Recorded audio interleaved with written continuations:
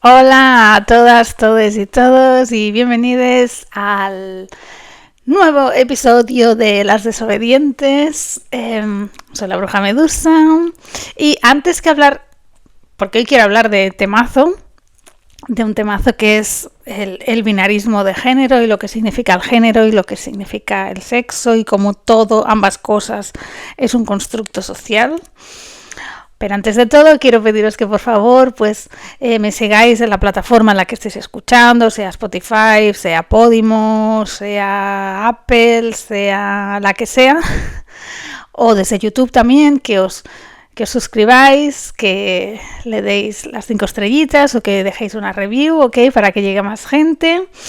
Y también comentar que como este mes es mi cumpleaños, pues he regalado 10 plazas gratuitas de un mes para mi Patreon, que tiene... Yo aquí hago el episodio semanal, ¿no? Aquí en el podcast público que yo le llamo, pero en el Patreon pues subo diferentes podcasts y hablo de mismos temas, pero pues ahondo un poco más y hablo de otras cosas y vale menos de 3 euros al mes el Patreon y también es un episodio exclusivo y nuevo semanal. Y bueno, pues que os unáis y así me podéis ayudar a crear contenido, porque esto, repito, es algo que hago totalmente gratis, o sea que es no remunerado y pues que os unáis al Patreon pues me ayuda, y también que compartáis los episodios tanto en plataformas, las diferentes plataformas donde lo escuchéis, si lo compartís y le ponéis nota y le dais las estrellas y me seguís, pues también me ayudáis, ¿no? Entonces, eso. Seguidme y darme like. Necesito vuestra validación. Bueno, tema de esta semana. Tenía preparado o tenía pensado hablarlo más adelante, pero subí un tweet. Ella subió un tweet en donde dije, ya lo había dicho antes, pero creí que era importante. No sé si cité a alguien que decía algo con lo que no estaba de acuerdo. No me acuerdo, pero puse que no solo el género es un constructo social, sino que también lo es el sexo. Y también puse este mismo tweet, lo posté en Threads, que Threads es horrible, lo siento, pero la gente se queja de Twitter, pero Threads yo creo que es muchísimo peor, pero muchísimo peor. No solo en cuanto al hate, sino... No sé, no lo voy a decir eso, pero es mucho peor. O sea, veo más ignorancia en Threads que en Twitter. En Twitter veo bots y veo trolls y haters, pero en Threads siento que hay más haters. No sé, será una cuestión mía, pero bueno, que me cayó, me llamaron de todo, de que no sabía nada de biología, de que era una cuna penes, de que si era una inculta, etcétera, etcétera. Bueno, os podéis imaginar, ¿no?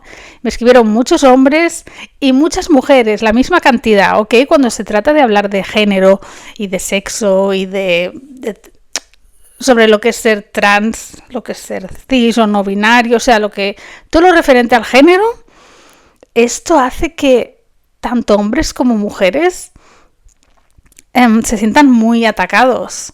En los hombres entiendo que es porque cuestiona su propia sexualidad, ¿no? Quizá por ahí va los tiros, cuestiona su propia masculinidad o su concepto de quién son, ¿no? En cuanto soy yo hombre, en cuanto tengo una polla y unos cojones y tal, ¿no?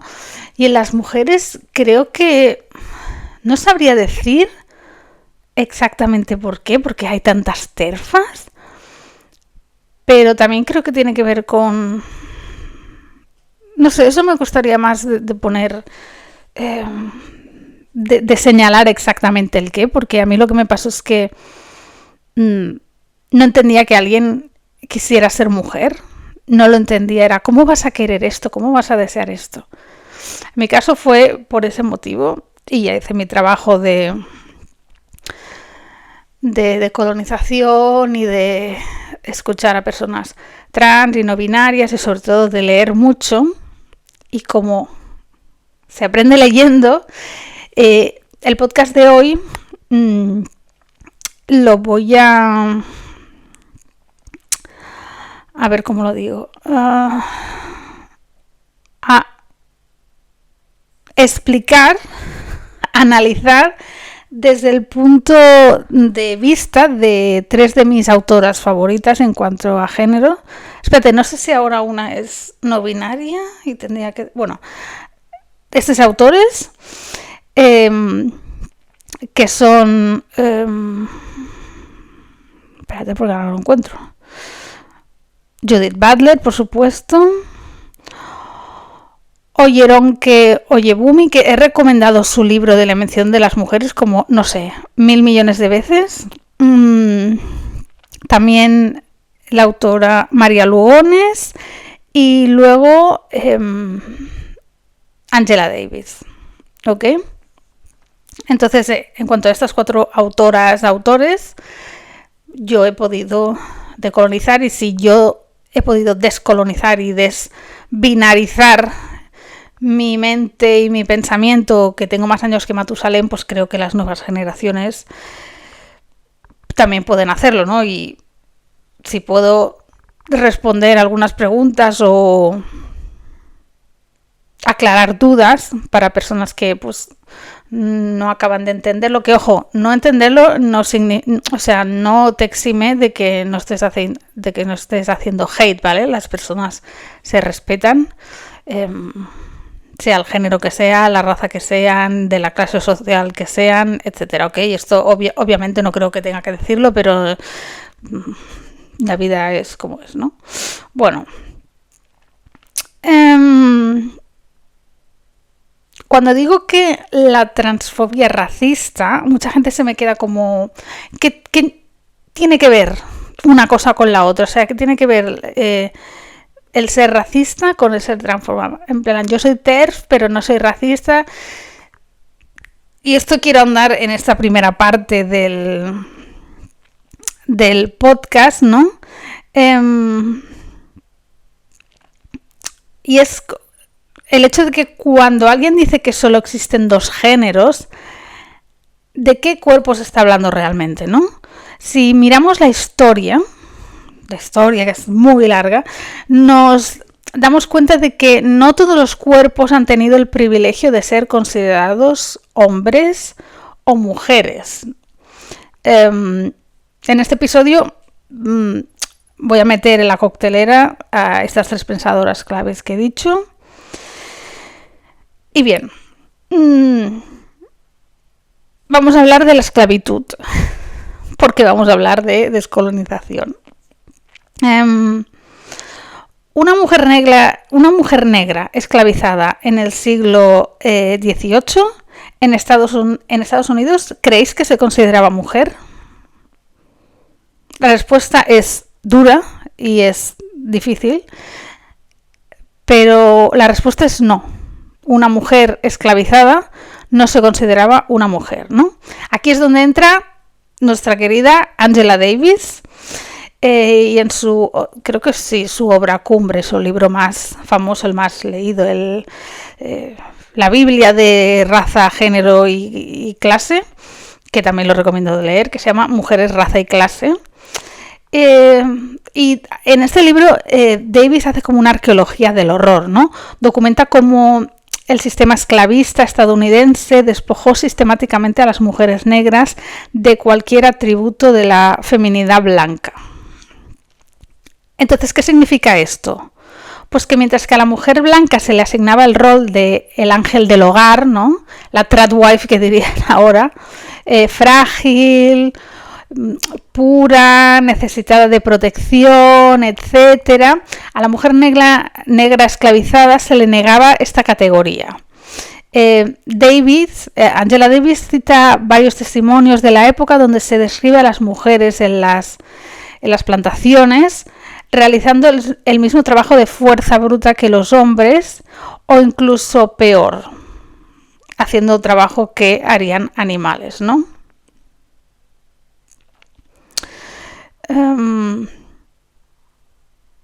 Esto tiene mucho que ver con lo que está pasando en Palestina o el Congo, ¿no? Es decir, a las mujeres negras durante la esclavitud no se consideraban yeguas, se consideraban animales, sus hijos eran considerados crías, no eran considerados bebés, y se les quitaba como se les quita a los animales, ¿no? De granja, y no eran sus propios hijos, no eran mujeres, ¿no? Hay ¿quién fue la? No me acuerdo el nombre. De Junet, creo que fue, que durante cuando se acababa la esclavitud hizo una pregunta, ¿no?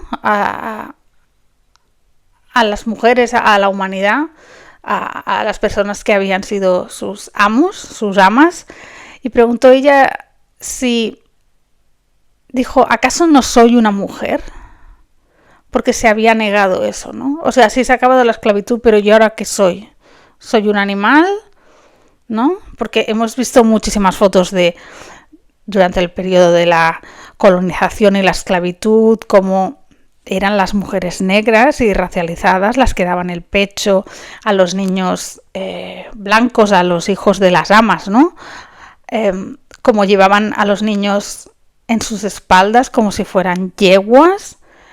También como los hombres negros llevaban a sus amos a sus espaldas como si fueran caballos, ¿no? Entonces se les negó esa humanidad, esa feminidad, se les negó el ser mujer y el ser hombres, ¿no? Y tiene que ver mucho con Palestina, porque ¿os acordáis cuando empezó la guerra en Ucrania? Sale un señor en la televisión de aquí de España durante la acogida de niños que trajeron aquí a España, de niños ucranianos, y dijo, es que estos niños, dijo algo así, no me acuerdo exactamente, pero dijo algo así como, es que estos niños son como nosotros, no son como los otros, son blancos, son rubios y de ojos azules. Y esto generó mucho impacto en las redes sociales, porque lo que estaba queriendo decir es que a estos sí los veía como a humanos, como a niños, y que a los que vienen en pateras, a los que cruzan la frontera, etcétera, esos son diferentes, porque no son blancos, ¿no? Esos ya entran en la categoría de animales, ¿no? Y lo estamos viendo también con lo que está pasando en Palestina, ¿no? ¿Por qué se está permitiendo lo de Palestina, no? Porque no son blancos, porque se les considera animales, no se les considera mujeres ni hombres, no se les considera humanos, si no, no estaríamos viendo cada día millones de asesinatos por parte de Estados Unidos e Israel, gente reventada por las bombas, niños emancipados, muriéndose de hambre, literalmente, de frío, niños que pesan 3 kilos, 2 kilos, que los ves y son esqueletos. Niños y niñas llenas de metralla. ¿Por qué se permite esto? Se permite pues porque no se les considera humanos. Bien, prosigo, es que este tema...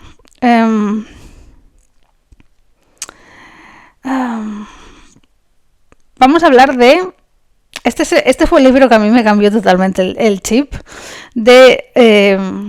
Vamos a desmontar el sentido común del binario, ¿no? Con Oyorenke Oyubumi. Y es que ella en su libro de la invención de las mujeres, que es un libro que no te puedes leer ahí de una sentada en plan, no. Es denso, yo lo he releído como 4 veces, porque aún me sigue como explotando la cabeza. Y ella dice que el género no es universal, ¿no? Empecemos con la bomba. Y dice, ¿y si les dijera que la organización social en hombres y mujeres no es natural ni es universal? Esta autora nos invita a hacer un ejercicio de humildad cultural que duele al ego occidental, ¿ok? Como digo, en su libro La mención de las mujeres, Oyebumi estudió la sociedad yoruba precolonial, ¿ok? Antes de que llegaran los colonizadores, en lo que hoy es Nigeria, ¿ok? ¿Y qué encontró? Pues Oyebumi encontró que allí la categoría principal de organización social no era el género, sino la edad. La gente no se definía por ser hombre o mujer para saber qué rol desempeñaba en la vida, sino que eso se definía por su posición en la jerarquía de edad y de parentesco. De hecho, el género, tal cual lo entendemos nosotros, era prácticamente inexistente en el día a día antes de la colonización europea, ¿no? Oyebumi argumenta que fue la llegada de los colonizadores británicos la que impuso la lógica binaria de género como estructura de poder, borrando las formas de organización locales y más fluidas, ¿ok? Y cito textualmente a Oyebumi. Imponer nuestras categorías occidentales al resto del mundo es una forma de violencia epistémica. Cuando miramos al pasado del mundo vemos que la organización en dos sexos opuestos no es natural. Es una elección cultural y una imposición colonial. Esto es clave, ¿ok? Porque cuando alguien grita o dice que siempre ha habido dos géneros o que el binarismo es natural y hablan de la biología, no solo está siendo biológicamente reduccionista, sino que está borrando la historia de continentes enteros. Lo binario no es un hecho, sino una imposición cultural que viajó en los barcos coloniales, ¿ok? O sea, ¿nunca habéis pensado por qué nos dividimos en género? ¿Por qué nos dividimos en cuanto a los genitales? Podríamos habernos dividido en cuanto a la altura, ¿no? Mira, los de metro 70 para arriba son una clase que tendría otro nombre, y los de metro 70 para abajo pues son otras. Y a partir de aquí hacemos una diferenciación porque biológicamente tú puedes ver que uno mide más de metro 70, o sea, este mide metro 80, no puedes negar que que su altura sea 1,80. O sea, eso está ahí, biológicamente es 1,80 y el otro o la otra mide 1,50. No puedes negarlo. Simplemente has inventado una categoría, como el género, en base a la cual tú separas a un grupo de personas en cuanto a algo que supones biológico y que por tanto también lo haces cultural. Por ejemplo, también podríamos diferenciar, yo qué sé, en vez de por los genitales o por la altura, pues es que no se me ocurre muchas cosas.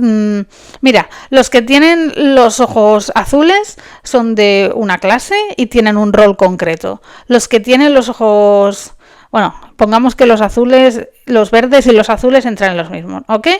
Luego, los ojos negros y marrones son otra categoría. Bueno, esto también estaría mucho en el racismo, pero pongamos que yo qué sé. Y a esta categoría le llamamos, no se me ocurre ahora una cosa, pestún, ¿no? Hay una diferencia biológica, tú eres un pestún porque tú tienes los ojos claros.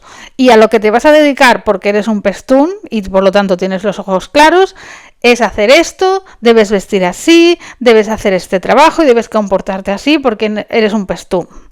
Y los que tenéis los ojos oscuros, marrones, negros, etcétera, os llamáis pestán y tenéis otro rol en la sociedad, ¿ok? Tenéis este tipo de vestimenta, tenéis este tipo de comportamiento, tenéis este tipo de personalidad también, porque claro, vosotros tenéis los ojos marrones y ellos los tienen azules. Es diferente, la biología está ahí, ¿ok? La diferencia la ves. Como puedes ver, la altura. Pero no divides, no creas roles, no creas una división social y cultural y económica en cuanto a eso que ves. Por eso digo que el sexo también es un constructo social, ¿no? Y la gente me dice, no puedes negar las realidades biológicas. Nadie está negando que unas personas nazcan con vagina y otras personas nazcan con pene. Lo que se está diciendo es que por qué el hecho de nacer con vagina y que otro o nacer con pene hace que unos tengan que comportarse de una manera y otros de otras. ¿Por qué se divide la sociedad en esto? También se divide en razas, ¿ok? Por eso digo que la transfobia tiene que ver con el racismo. Primero porque es la división en cuanto a sexo-género es colonial, como hemos visto antes, no existía antes en la cultura yoruba, precolonial, porque se basaba en otras cosas, se basaba en la edad. Pues tú tienes más rango o tienes otro tipo de quehacer y rol en la sociedad porque tú, en cuanto a parentesco, vienes de la familia familia materna y tienes un rol, y tú vienes de la familia paterna y tienes otro, pero luego si tienes una edad, pues entonces entras en otro rol. Es decir, no puedes negar biológicamente que alguien venga de una madre o de la familia sanguínea maternal, ni puedes negar biológicamente que una persona tenga una edad. Tampoco puedes negar que una persona tenga vagina y otra tenga pene. Pero ¿por qué utilizas esa categoría para dividir a la sociedad y para decir que las personas que nacen con vagina son así, de esta manera, se han de comportar así, y las personas que nacen con pene se han de comportar así y se han de vestir así y tienen este rol en la sociedad, ¿no? Es que lo estamos viendo. Los hombres son más racionales, las mujeres son más emocionales y se encargan mejor de las tareas del hogar. O sea, perdón, ¿qué es existencialismo biológico? No, reduccionismo biológico que reduce todo lo que haces en la vida en base a los genitales. Nadie niega que existan los genitales, pero ¿por qué eso te convierte en una mujer y por lo tanto se te asigna un rol y eso te convierte en hombre y por lo tanto te asigna otro rol? ¿Por qué alguien que nace con pene no puede llevar a cabo el rol de mujer? ¿Y por qué alguien que nace, o sea, no sé si me estoy explicando? ¿Por qué lo que marca absolutamente todo, lo que marca las jerarquías, lo que marca el sistema de opresión, lo que marca la división del trabajo, se hace en cuanto a los genitales? ¿Por qué no se hace en cuanto a la altura o a los ojos? Sabemos que también se hace en cuanto al color de piel, ¿no? Si eres negro, si eres blanco, si eres de los pueblos originarios o si eres blanco, ¿no? Lo blanco está siempre arriba. ¿Por qué lo blanco? ¿Por qué no la edad? Como explica el libro. ¿Por qué no otra cosa? No, porque nos han metido en la cabeza que es los genitales lo marcan absolutamente todo. Y claro, biológicamente puedes decir que está ahí. No puedes negar, este tiene vagina, este tiene pene. No puedes. Pero tampoco puedes negar el color de ojos, ni la altura, ni la edad. Pero vamos más allá. Vamos a hablar de la performatividad y la muerte del sexo biológico. Bien, aceptamos que el género, lo social y los roles es un invento cultural que no es universal, ¿no? Pero, ¿y el sexo biológico? Que esto es lo que intento explicar. El argumento favorito de Twitter y de Threads y de allá donde escribas, porque si lo hago en TikTok también me lo dirán, es que no es género, es biología. Tengo cromosomas XY o XX. Punto. Si tengo estos cromosomas, soy una mujer. Que yo no me he hecho los cromosomas. O sea, ¿alguien se ha hecho la analítica de los cromosomas? Yo no me los he hecho. Yo tengo vagina, tengo útero, menstruo, pero yo no sé qué cromosomas tengo. Bueno, en fin. En su libro El género en disputa y en su otro libro Cuerpos que importan, Judith Butler responde con una bomba filosófica. El sexo también es un constructo social. Y vamos a desmenuzar esta bomba con calma. Butler parte de una intuición brillante, ¿no? La distinción clásica entre sexo biológico y género cultural es falso, ¿no? ¿Por qué? Pues porque, atención a lo que voy a decir, que es lo que dice Butler, que se va a explicar mejor que yo. Cuando nace un bebé y el médico dice, es niña, no está solo describiendo sus genitales, está invocando un futuro. Está diciendo, este cuerpo será femenino, se le pondrá el nombre de ella, con sus pronombres de ella también, usará ropa considerada femenina, jugará con ciertos juguetes y de mayor probablemente se sentirá atraída por hombres, ¿no? Bueno, eso ya se da por hecho. Ay, que Laura va a tener novio, en plan, ¿ahora estás hablando con una niña de 1 año? ¿Por qué presupones que va a ser primero ella y que va a ser heterosexual? Es decir, el sexo, también importante esto, el sexo no es una causa que genera el género. Es al revés. La asignación de género es lo que produce la idea que existe un sexo previo y natural.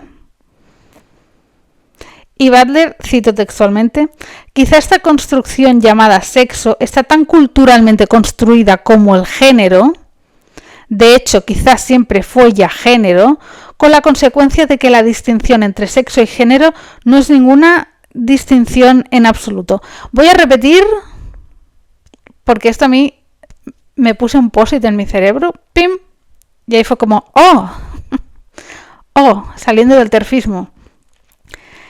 Repito, el sexo no es una causa que genera el género, sino que es al revés. La asignación de género es lo que produce la idea de que existe un sexo previo y natural. Repito, cuando el médico dice, vas a tener una niña, no solo está describiendo sus genitales, sino que está diciendo que ese cuerpo será femenino, que se le pondrá un nombre femenino, se usará ropa considerada femenina, jugará con ciertos juguetes y le gustarán los hombres. El género produce el sexo. Pero Butler no dice que los cuerpos que no existan o que las diferencias biológicas sean irrelevantes, lo que estaba contando antes. Por supuesto que existen. Lo que ella dice es que solo podemos entender los cuerpos a través del lenguaje, la cultura y sobre todo la repetición. No hay una forma de ver un cuerpo crudo, es decir, como un lienzo en blanco, ¿no? No podemos interpretarlo de manera totalmente en blanco. No hay una forma de ver un cuerpo sin interpretarlo socialmente. Lo que llamamos hechos biológicos ya vienen con una mochila de significados sociales. O eres niña, es decir, o tienes genitales o eres niña, esto ya viene marcado sociológicamente, socialmente.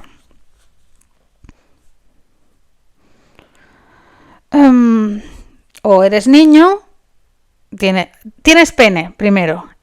Luego, eres niño, segundo, esta es tu realidad social. Básicamente por los genitales. Voy a repetir la frase. El sexo no causa el género. Al revés, la asignación de género es lo que produce la idea de que existe un sexo. No es tienes vagina, eres una niña, sino como el tener vagina ya se interpreta como eres niña, el género es lo que crea el sexo. No sé si me estoy explicando bien.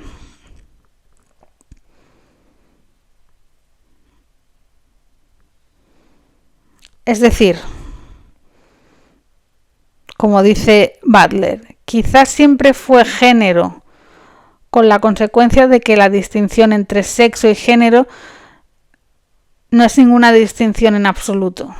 Eres niña, tienes vagina, punto, ya está. Van juntas. No puedes separar sexo de género. Deberías poder, porque no tiene una cosa, no tiene nada que ver con la otra, ¿no? Pero nuestro cerebro está tan en lo binario que no puede hacerlo. Pero Butler no dice que los cuerpos, no existan diferencias biológicas, ¿no? Claro que existen. Pero no podemos interpretar un cuerpo de una forma no social. Y esto es verdad. Cuando tú ves a una persona, tú no sabes lo que tienen los genitales, o sea, tú no sabes qué genitales tiene, pero por su forma de vestir, por su forma de comunicarse, por la forma en la que habla, pues ya le estás atribuyendo el género sin haber visto el sexo. ¿Ok? Y bien, también explica Judith Butler que hay una confusión gigante que tenemos que aclarar cuando ella dice que el género es performativo, ¿no? Lo que la gente entiende es que, entonces es que es como una obra de teatro, ¿no? Me pongo un disfraz y me lo quito cuando quiero. Me pongo el disfraz de que soy una mujer o me pongo el disfraz de que soy un hombre. En cuanto se habla de performatividad, ¿no? Pero no, eso es justo lo contrario de lo que Butler argumenta. La performatividad no es una actuación voluntaria. No es como elegir ponerse un vestido o unos pantalones. Es la repetición inconsciente de normas que nos preceden y nos exceden. Pensemos, por ejemplo, en las reglas de un idioma. No inventamos el español cada mañana, ¿no? Nacemos en un mundo donde ya existe una estructura lingüística y nosotros la repetimos con errores o con variaciones para que tenga sentido. Y con el género pasa igual. Desde que naces te repiten no llores, siéntate con las piernas cerradas si eres una niña, sé fuerte y no muestres emociones si eres un niño. Repetimos estos gestos y estas posturas, esas formas de hablar 1.000.000 de veces hasta que se sienten que son tuyos, que son naturales, pero son una copia de una copia de una copia. No hay original. Nos han enseñado a comportarnos en cuanto se nos dice el género que tenemos y el que debemos cumplir. Y aquí está la grieta en el sistema, ¿no? El espacio para la política. Si el género es solo una repetición, entonces se puede fallar. Se puede repetir mal. Cuando una persona falla en repetir bien su rol, Por ejemplo, una mujer con voz grave o autoritaria, o un hombre con maquillaje y gestos delicados, o una persona no binaria que rechaza los pronombres que se le asigna a su género. La sociedad se escandaliza, ¿no? Les insultan, les violentan, pero Butler celebra ese fallo, entre comillas fallo, ¿ok?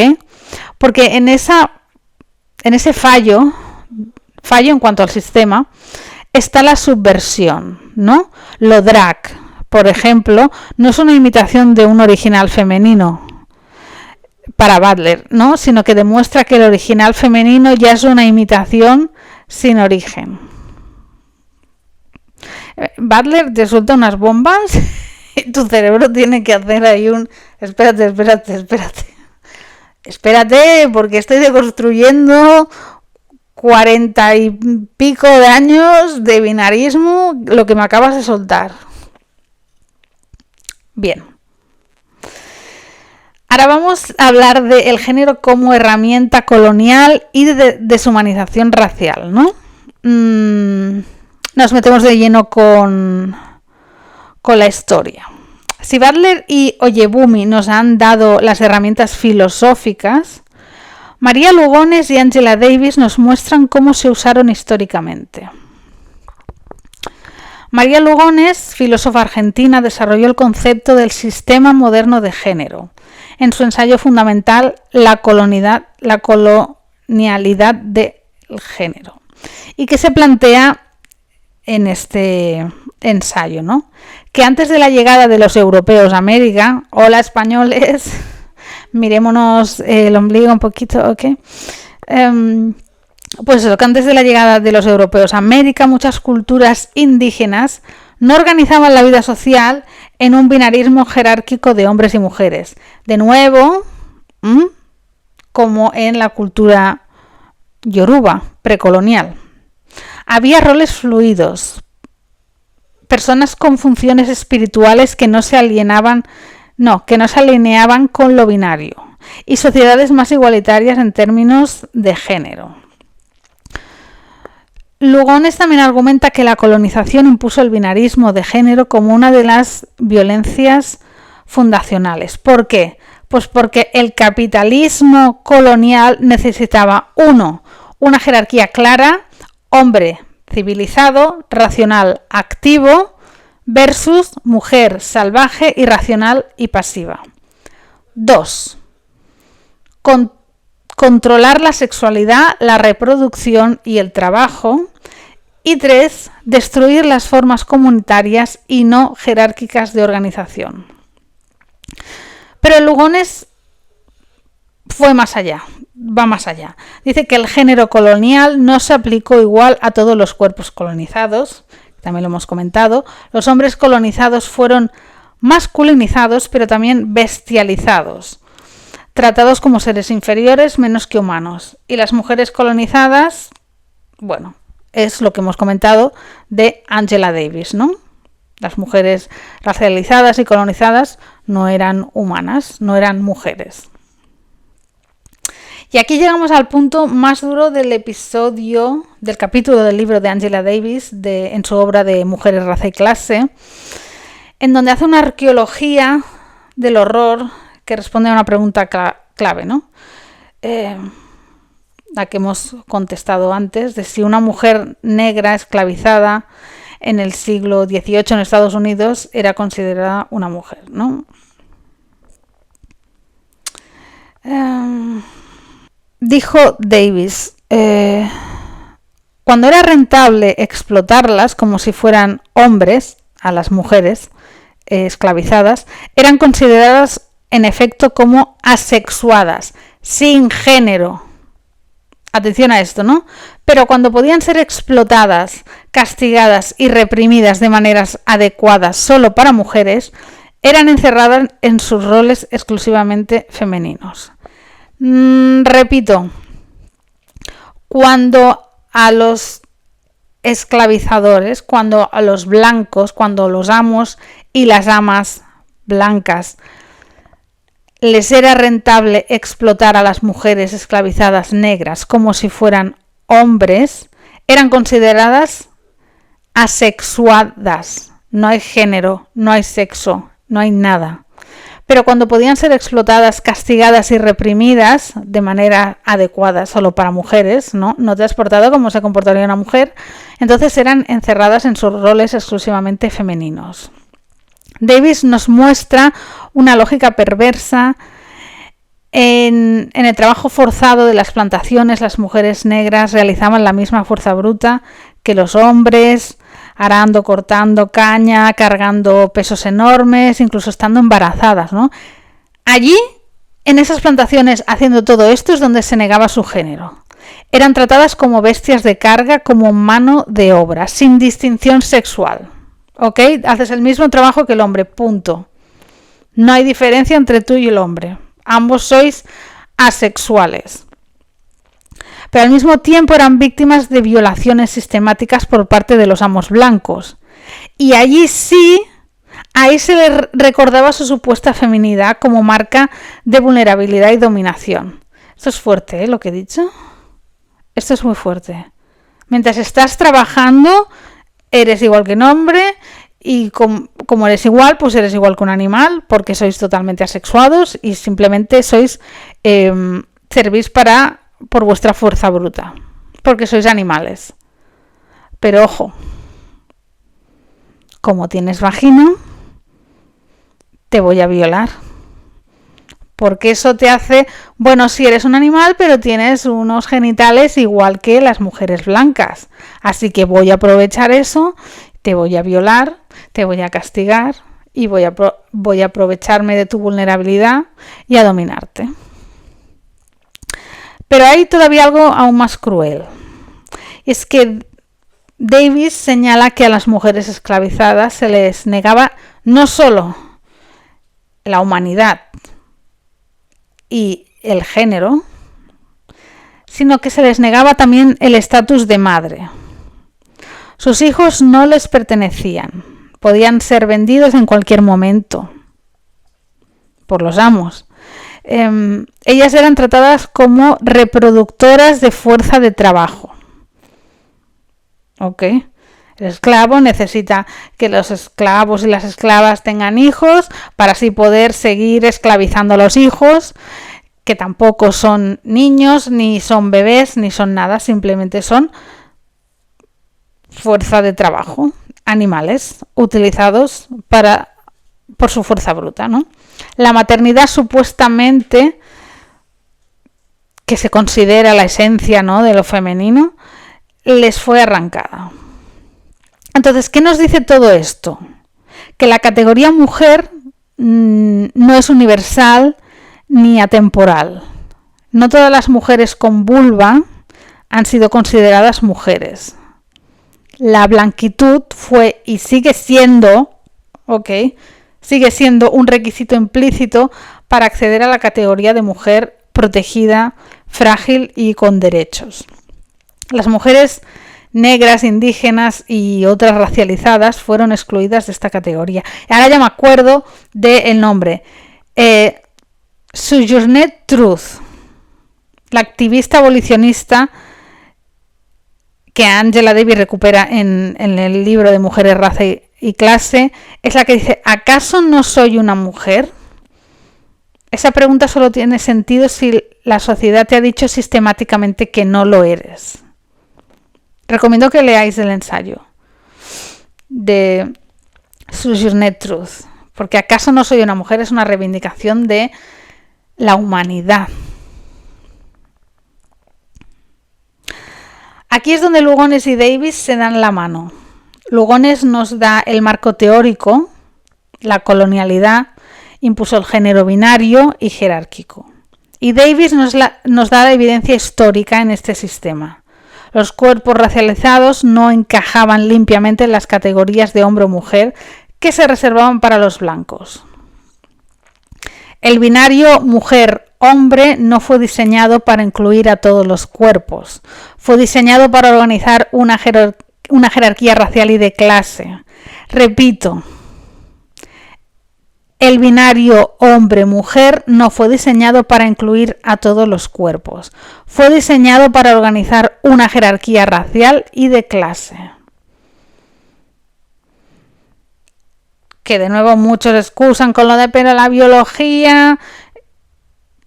Podemos volver a recordar lo de por qué no se divide en cuanto a la edad, por qué no se divide en cuanto a la altura, por qué no se divide en cuanto a el color de pelo o el color de ojos. No, se divide en cuanto a la raza y el género. Y también la clase. Vale. Entonces la pregunta en mayúsculas, ¿qué define ser hombre o mujer?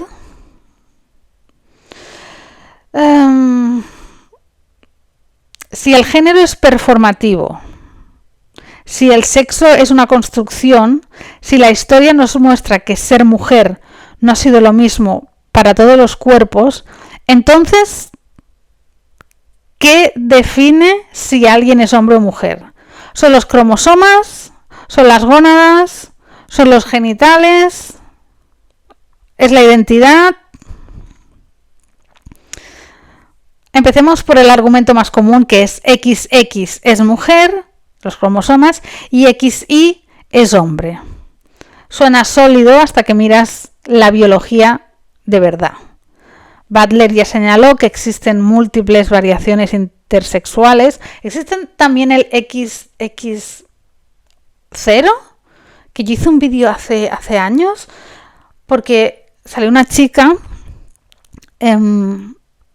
que pues con su vagina y su útero y había tenido hijos, o sea, había gestado, había parido, etcétera, pero en un análisis de cromosomas le salió que no era XX, pese a tener los genitales de mujer, entre comillas. Había una variación en sus cromosomas y ella preguntaba, ¿entonces qué soy? ¿Mujer o qué soy? ¿No? Con lo cual demuestra que el sexo cromosómico no es binario. Personas con el síndrome de Turner, XO, un solo cromosoma X, personas con síndrome de Klinefelter, XXY, personas con quimerismo, algunas células XX, otras con XY, personas con insensibilidad a los andrógenos, es decir, cromosomas XY, pero cuerpos que se desarrollan con características externas femeninas. ¿Qué sexos son? Los médicos tienen que decidir, no descubrir. Esto es crucial, ¿no? La existencia de cuerpos intersexuales que según estudios pueden llegar al 1,7% de la población, es un porcentaje similar al que hay de personas pelirrojas, ¿no? Y demuestra que la naturaleza no es binaria. Si algo demuestra la naturaleza en todas sus especies y en todo, es que no es binaria, ¿no? El binarismo es una interpretación que hacemos sobre la naturaleza. Entonces, ok, desmentimos lo de el cromosoma XX, vale. Vamos a por los genitales, por si son la respuesta a qué es ser mujer o qué es ser hombre, ¿no? Ok, el 98% de la gente nace con genitales claros, cierto, pero aquí está la trampa. Porque cuando nace un bebé con genitales ambiguos, intersexual, los médicos no se limitan a observar. Realizan cirugías para normalizar, entre comillas, el cuerpo hacia uno de estos dos sexos. Es decir, la sociedad está tan invertida en mantener el binarismo que está dispuesta a intervenir quirúrgicamente en el cuerpo de un recién nacido para que encaje. Repito, el binarismo está dispuesto a intervenir quirúrgicamente en el cuerpo de un recién nacido para que encaje. ¿Encaje con qué? Con los roles, con lo socialmente impuesto. ¿Eso sigue sonando como natural? No, ¿verdad? Ok. Desmentimos los genitales también. Bien. Entonces, ¿son las hormonas o las gónadas las respuestas? También hay falla como diría Judith Butler, ¿ok? Hay mujeres con ovarios poliquísticos con niveles altos de testosterona, hay hombres con baja testosterona, hay personas XY con ovarios y personas XX con testículos. La biología, por lo tanto, es un espectro, no es binario. Entonces, esto también lo desmentimos. No nos sirven ni los cromosomas, ni los genitales, ni las hormonas para definir qué es ser mujer o qué es ser hombre. Entonces, con respecto a esta pregunta, ¿cuáles son las respuestas de Butler, Davis, Lugones y Oyebumi? La respuesta colectiva. Las 4 autoras, las 4 pensadoras, no estarían de acuerdo con buscar un marcador biológico único, porque este marcador, atención en mayúscula, marcador biológico no existe. Y la insistencia en encontrarlo es en sí misma una manifestación de la necesidad de etiquetar. Oyebumi diría: la misma pregunta que define ser hombre o mujer es una pregunta occidental. Hay culturas que no necesitaron definir esto durante siglos. La obsesión por la definición es parte del problema. Judith Butler diría: no hay una esencia interna que luego se exprese externamente. La identidad de género no es la causa de la performatividad. Es el efecto de la repetición de actos. Eres hombre o mujer en la medida en que haces de hombre o mujer de manera reconocible para tu cultura. Lugones diría: la definición de hombre o mujer no es neutral, fue impuesta colonialmente para jerarquizar. La pregunta debería ser: ¿quién tuvo el poder de definir qué era ser hombre o mujer? ¿Y a quién excluyeron esas definiciones? Y Davis diría: la historia muestra que las definiciones de mujer han sido profundamente racistas y clasistas. No podemos aceptar una definición universal que ignore cómo el género ha sido utilizado para oprimir de manera diferencial. La conclusión incómoda es esta: no hay una respuesta biológica única. El sexo asignado al nacer es una convención social basada en la observación de unos pocos rasgos, generalmente los genitales, ¿no? Pero la realidad biológica es mucho más compleja y el género es una construcción histórica que varía y ha variado entre culturas y momentos históricos. Entonces, ¿qué hacemos con todo esto? ¿No? Después de todo lo que hemos hablado y de todas las autoras que hemos conocido y de que lo hemos visto desde lo decolonial, desde lo arqueológico, desde lo histórico y desde lo biológico, no se trata de negar que los cuerpos no tengan diferencias, porque esto sería absurdo. Se trata de negar que esas diferencias dicten tu destino, tus derechos, tu identidad o tu lugar en la sociedad. Resumiendo rápidamente, Oyebumi nos enseña que el género no es una estructura universal. Otras culturas vivieron y viven sin él. El binarismo es una imposición occidental y no es un hecho natural. Butler nos enseña que el sexo no es una causa de género, o sea, que el sexo no causa el género, sino que es un efecto del mismo. Ambos son construcciones sociales a través de la repetición performativa. Lugones nos muestra que el sistema de género fue impuesto colonialmente para jerarquizar, destruir formas comunitarias y dominar cuerpos. Y Davis nos demuestra que históricamente no todos los cuerpos con vulva fueron considerados mujeres. La esclavitud bestializó a las mujeres negras, negándoles la categoría de humanas y por tanto de género. porque lo humano tiene género, ¿no? Según la sociedad. El género no es algo que seas, es algo que haces. Y si se hace, se puede deshacer y rehacer.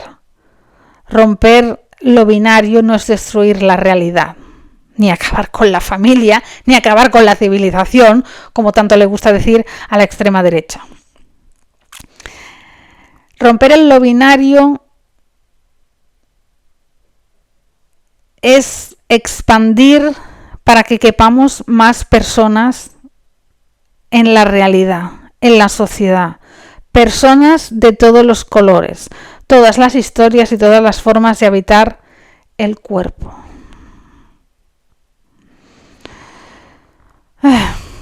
Y hasta aquí hemos llegado. No creo que un podcast de casi 1 hora de duración pueda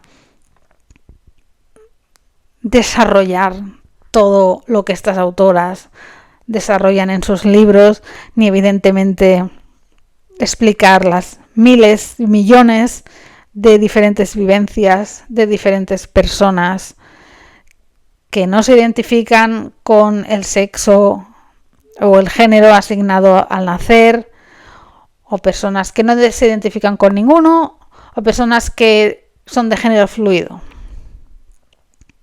Pero si algo queda claro es que tanto el sexo como el género son constructos sociales. Son cosas que hacemos porque nos han enseñado y no son cosas naturales y desde luego no son biológicas. Muchas gracias por escuchar el podcast y os espero la semana que viene.